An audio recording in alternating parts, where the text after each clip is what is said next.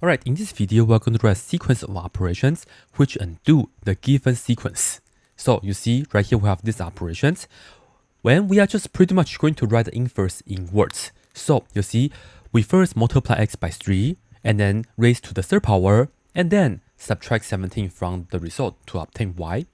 Well, we have to go backwards and we have to undo everything. Namely, we have to do the opposite operation. So right here, let's go ahead and say, we'll start with y. And then right here it says subtract 17, right? So you first add 17 because what you have to do is undo the operation. Earlier we subtracted, now we have to add. Then we have to, well, what's the third power? Well, it's just the third root, right? I'll just say the third root or the cube root, one way or the other. I'll just say take the cube root like this. And finally, you see, we multiplied by 3. Now we just have to divide the result by 3. Divide the result by 3. And that's it, right? So this is how you undo everything. And again, you have to reverse the operations along the way. All right, now raise x to the 7th power and then divide it by 2 and then add 17 to get y. Well, here again, we are going to start with y, subtract 17 because earlier we added, so we have to subtract 17.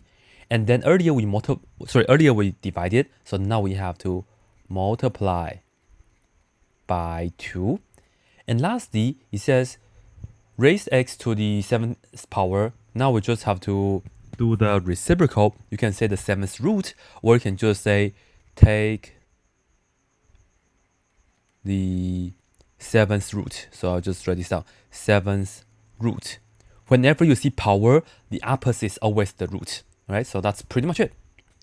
Alright, lastly, divide x by 3, add 5, and then multiply the result by 8 to obtain y. So again, we start with y, because again, earlier we'll start with x.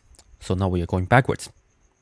First, well, here it says multiplied by 8, we will have to divide by 8 now. And then you just read backwards.